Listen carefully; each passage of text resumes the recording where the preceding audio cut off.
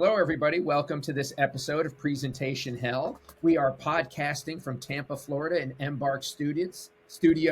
Today, we have Leslie Fiorenzo. She's here. She's a special individual who helps you get out of your shell, helps you make a better person, better. How do you present in your world today? And Leslie, thank you for coming on today. Thank you, James. It's my pleasure. Well, great. See, I didn't say it as well. Why don't you take a moment and tell the listeners a little bit who you are and what you do? Sure. So I help coaches and consultants, often new coaches and consultants who struggle with self promotion because they're terrified of public speaking, they don't want to get on camera, or they don't know how to show up effectively at networking events. And the only way I believe anyone is going to grow their business is if they can do those three things. So I'm here to help crush that fear and help you step into the presence to represent yourself and your business and grow your business. Because I believe, James, that you can't be the best kept secret in town and expect to get any business at all, unless you pay a ton for advertising. You know, it's kind of funny. Someone said yesterday, what we've heard the saying, it's not who you know, not what you know, it's who you know. Mhm. It's really not what you know or who you know. It's who knows you.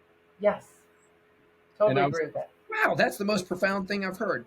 So in let me just kind of unroll that a little bit is Mhm. in today's day and age, everyone has a camera. Everyone's on camera. Half of our lives are on Facebook and Instagram or YouTube or whatever. Everyone's their own brand, quite frankly, and that's the concept of influencers.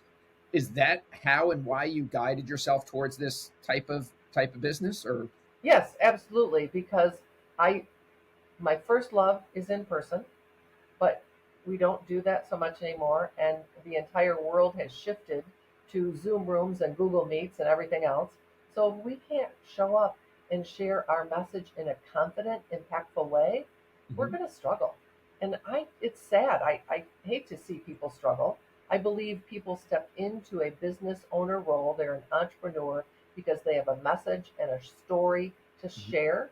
And I want to help them tell that message effectively and share their story with impact so that, yeah, so people know them and want to work with them. What are some I have my own business. I know a Mhm. lot of people do. What are some simple techniques that I can employ to make me better today? Well, practice your message. Please don't go to a networking event or show up on a Facebook Live without having any preparation. So, practice makes progress. The other thing I tell people to do is when they're speaking, either sitting or standing, keep your feet flat on the floor. That will That help sounds funny. ground you and bring your energy up and out. And I on say camp, that to everyone who comes in as a guest. I grab their chair and I say, "You do not swing. Put your feet on the ground. You will breathe properly and have more confidence and exude what's going on." yes. And they're okay. Well, Go I on. see. I endorse that one. Keep going. Okay. Um, let's see what else. The other thing to think about is, especially on camera, you've got to be a bit more animated, got to be a bit more exuberant or enthusiastic than maybe you need to do in person. But I encourage people to let their personality shine through. Everyone's personality is a little bit different, and we won't resonate with everyone. I know that my business is not a fit for everyone's, just like yours, James, but we Mhm. can find our right fit client through the use of video techniques in a way that's powerful and impactful. So that's what I encourage people to do. uh, Identify who those right fit clients are, where do they hang out, where can I get connected, and who do they know that I know, or vice versa. I like to work by referral, and Mhm. I know there's a lot of people that will say cold calling and they do video and they've got it down to a science, and I applaud them. That's just not me. And nor do I think it's the clients that I work with. So there's really two stages there. One is about me, the presenter. There's Hmm. a form of confidence. In other words, know what you're doing. Don't BS someone because they'll see through it and you won't have confidence. Secondly, because of the age of the video chat and room, and you're probably 1,500 miles away from me right now. I'm in Yeah, Florida. I think you're up north somewhere. I'm in Michigan. it allows it to do. You said animate yourself a little better. And if you animate, so with confidence and animation, you can better be unique. Mhm. With that uniqueness, then you step into the actual product that's being sold and what's going on and what you're talking about. Yes, yes. And I would also say, James, anytime they show up on camera at a networking event or they're creating a video for their social media or their website, what's the goal? What do you want to have accomplished? What's the result you want? And it just one. I know you know this. I'm sure audience members know this, but a confused mind doesn't buy. So if my Right. message is not clear, or if I'm sharing, well, do this and do that, do come here, go there. No, it's one clear call to action, one clear purpose in your message. So should that be something that you should take a minute before these type of events and say that to yourself and literally, my goal of this event is to get a meeting. My goal is to get the sale. My goal is to just be heard by that one person who I came here to be special. My Yes. goal, whatever it might be, you should really take a moment to identify it yourself. That also makes you more confident Yep. because then you can walk up to that person and not be as shy because you have a goal, a purpose. It's almost like if and I'm just going to say this, as many times the person you want to sell or get to is intimidating. They own a big business, they're wealthy, they have a lot of people working for them. My friend's boss works for him, whatever it might be, and it's intimidating. And if you just go get happenstance, get the opportunity to speak with this person, you might fumble. You might think about all the different things. But, and I'm just extrapolating what you said, but if I know my goal is to have breakfast one day next week, I can go up and say, we both go to the same diner every morning. Would you mind sitting with me on Tuesday morning? I've seen you over there. But I know I have something to say. I can break the ice without trying to be, kind of clever, Yes. so to speak. Because when Yes. you're clever, you end up being stupid. You might come out sharp to begin with, but not every one of us is a brilliant stand-up comic. Right. Right. That's for sure. Quite frankly, that's part of not Yeah. being shy and getting out there and the things you're saying. Yeah. Comics kind of excel at that, and it takes a certain intelligence to do that. Yes. And what I'm hearing, and again, I shouldn't be talking as much, but what I'm hearing is confidence in yourself, confidence in your message, target where you're going, know your goal of where it's going to, actually say it to yourself so that when you get the opportunity, you know how to execute. You don't get the opportunity and you're a deer in the headlights. Yes. And if the opportunity doesn't happen, oh well. A long time ago, I had a business coach, and one of his favorite sayings was, "Some will, some won't, so what?" Yeah. And that has just always stuck with me. It's like, okay, but if it doesn't work, I need to maybe retry it, look for feedback, ask yourself what didn't work about it, what could I do differently next time, and show up again. So many people tried something once and then they stop. It's like, but You're it's like talking to a anything. guy who's worked 25 years on a whole system and project that's taking root right now. And for years we used to say, how come no one understands this? And then all of a sudden the concept of presentation management, managing slide libraries for presenting, suddenly it was like, oh no, that's so obvious. Yeah, maybe not. Or some of that. That's my business. Yeah, yeah, and I mean, that's a useful business because people need that help. I know, James, I've sat through so many presentations where the slide deck is not great. I'll just put it that way. And Mhm. then the because, and I think we know that somewhat intuitively as a speaker or as a presenter, so that eliminates or makes our confidence less.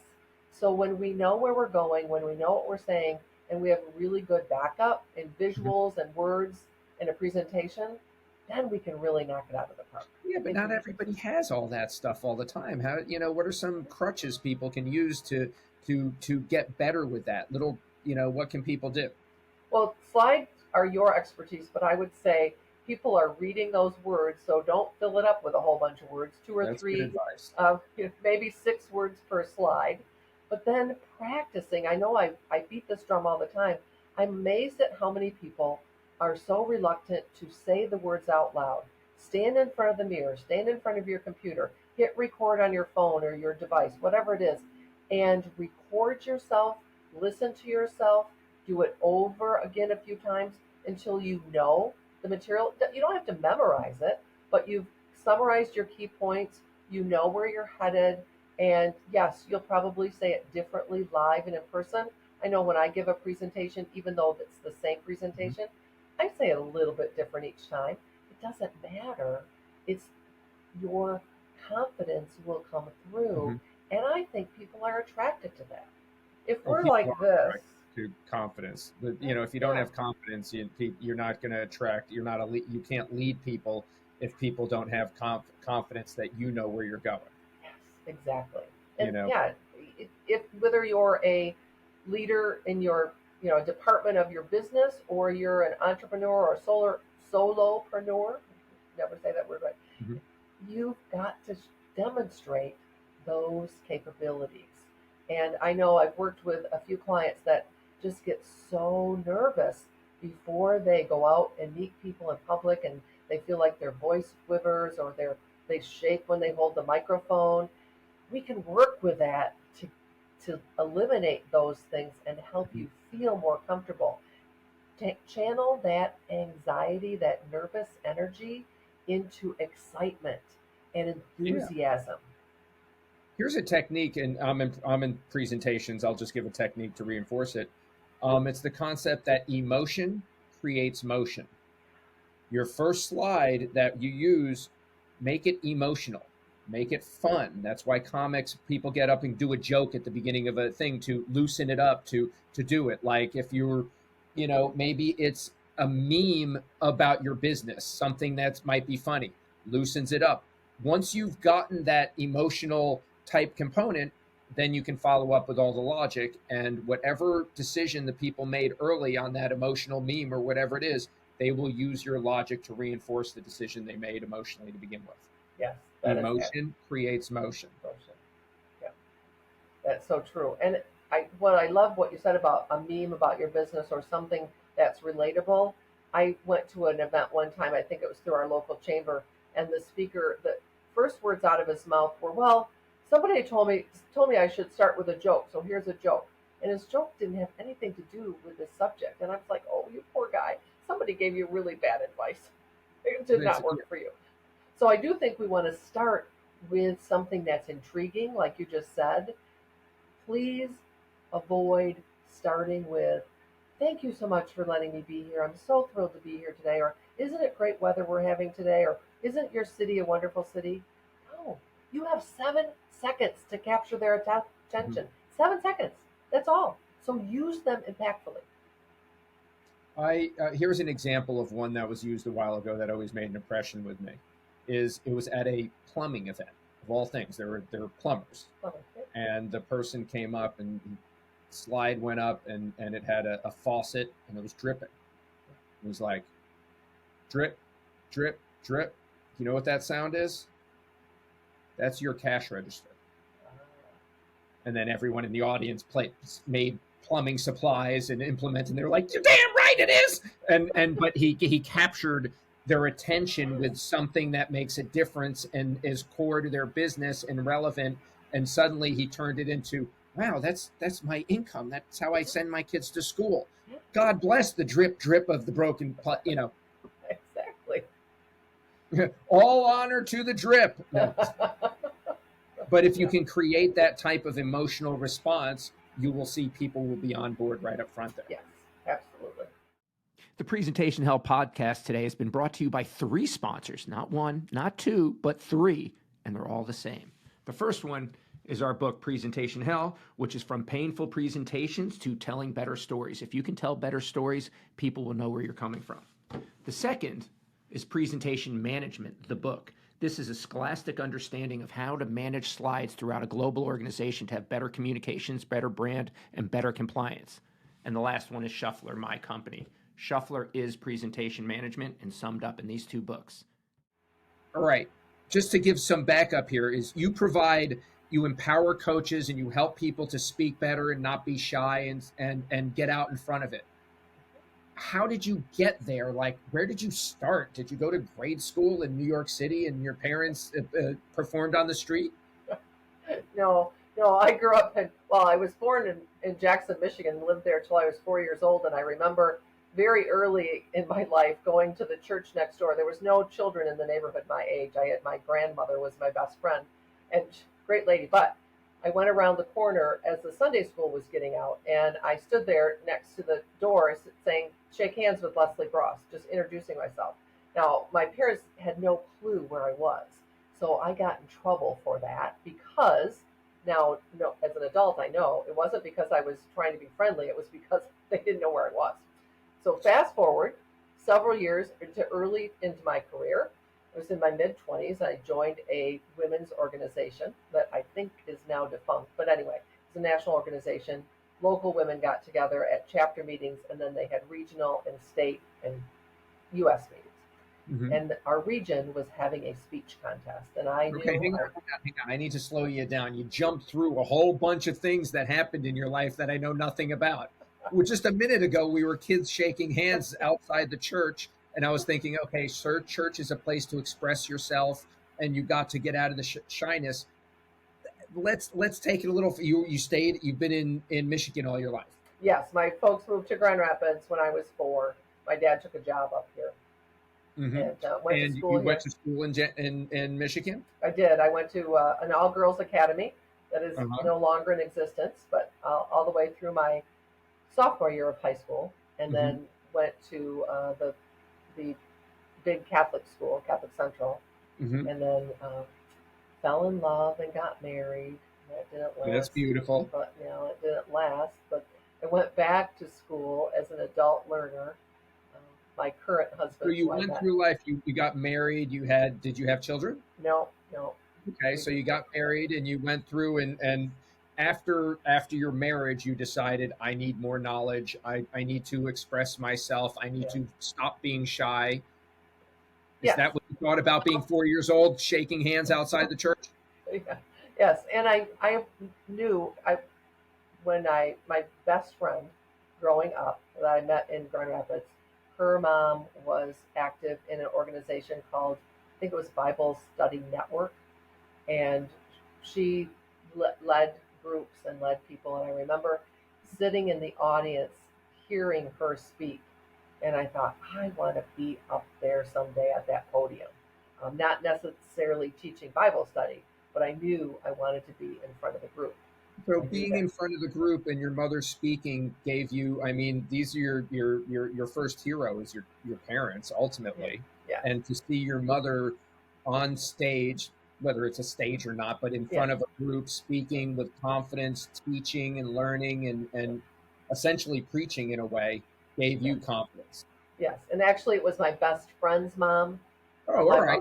My mother would never, I know my mother, because she shared with me, she was terrified of public speaking and really didn't understand my desire to get out there and be, in 8th grade, I went to a local retailer's school. In other words, I can't think of the term they called it, but it was a way to be a model in the store, walk around, show the outfit to people, talk to people, and she just did not understand why I was interested in that at all, because that terrified her.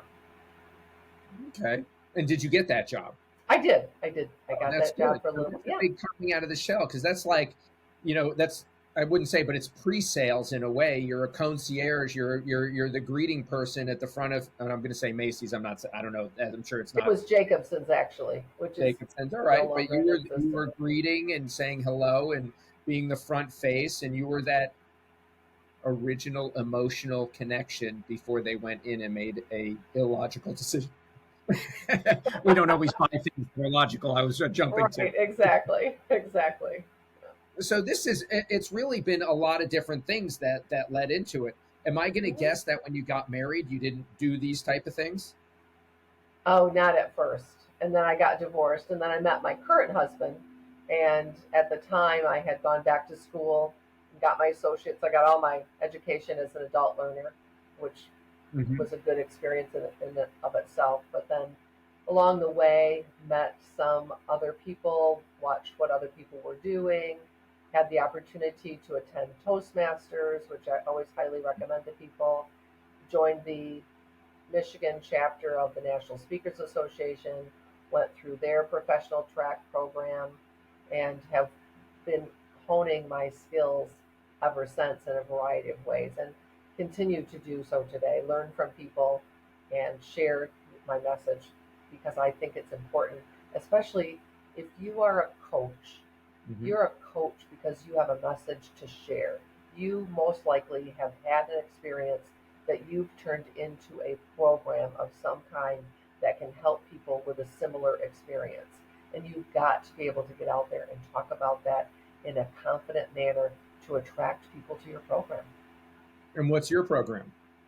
So, my program is called Find Your Voice, and it's six Find Your weeks Voice. to speaking confidence.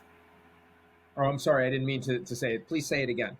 No, that's okay. It's Find Your Voice, and it's 6 weeks to speaking confidence. Okay. And where can people find this program?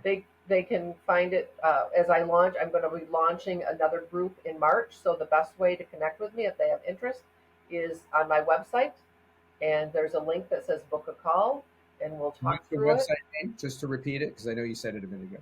LeslieFiorenzo.coach. So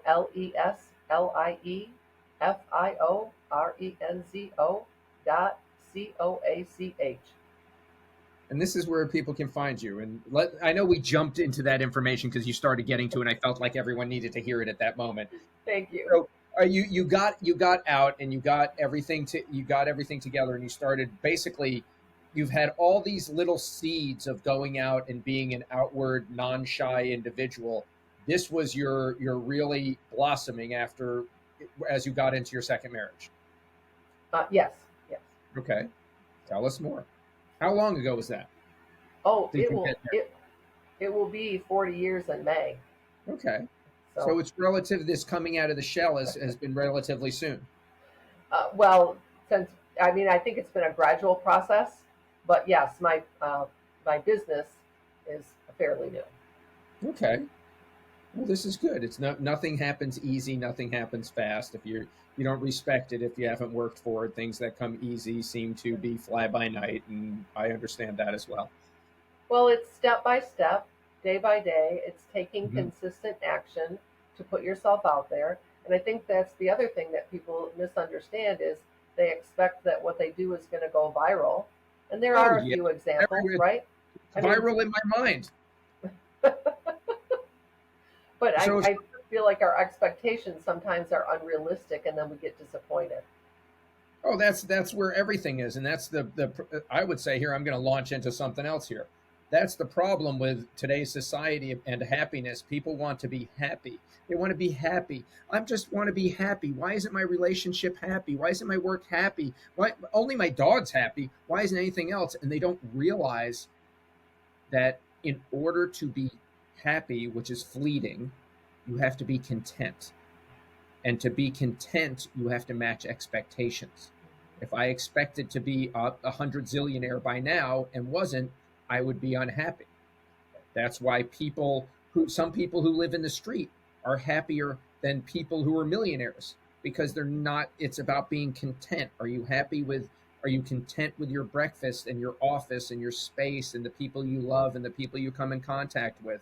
Are your expectations of them in line? Some people can sing a great song. That's what I expect out of them. Other Hmm. people can write code. I'm not asking them to write a song. And when you match your expectations with the people around you, your own personal contentness can happen. Exactly. And then once that happens, then you're allowed to be happy. Then you're allowed to have that fleeting emotion, which is like a roller coaster, come through your body. and you feel it and you're like, I'm happy, I'm happy, I'm happy. But if you're not content, that never happens. Think of all the miserable, wealthy people that aren't content, Yeah. but they're miserable. And you're like, why? You've got cars, you've got this. They're not content. Many people that are just, you know, coaches on a high school basketball team might be more content and therefore happy than some Wall Street trader because of expectations. Yeah. All You're right, that's my exactly right. diatribe. Sorry about that. Okay. It's something I think people know because I'm going to lead it back to what you're doing. If you can't match expectations, you can't be confident in what you're going for and what you're doing, because if you expect something out of someone and they're not capable of doing it, you will fail. Yeah, I think that is accurate, James. Yes. So if someone takes your program, what can they expect over those you said 6 weeks, right? Yes. What can they expect to happen over those 6 weeks? The first piece of work we do is talking about changing your inner critic to your inner champion, because we all have Mhm. stories or voices in our head that stop us. So we need to switch that up and reframe those voices. They're there for a reason. They're there to Mhm. keep you safe, but let's be safe in a different way. Let's be safe in a way that helps you make an impact. So we talk about that. Then I help people think about their story, their what I call their signature story, the story they want to tell, either at a networking event to attract people to have Mhm. conversations, or maybe they create it into a workshop or a webinar or something that's lengthier. So it's the Maybe, inner story, what you say to yourself, yep, then your external, then your outward story. outward story. Yeah. And then how you put it all together and package it. How do you find where does your ideal or right fit client hang out? Where can you get in front of them? So what's your strategy to move this forward? All right. So it's a 4-stage program. Did I get that right? Yeah, actually three: the inner work, outer story, and And then then the the package strategy to strategy. share that story. Okay.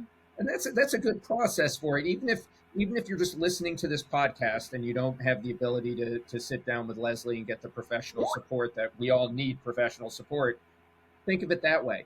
If you have an inner story that's going on in your brain right now, is it positive or is it negative? Let's just start with that as a simple thing.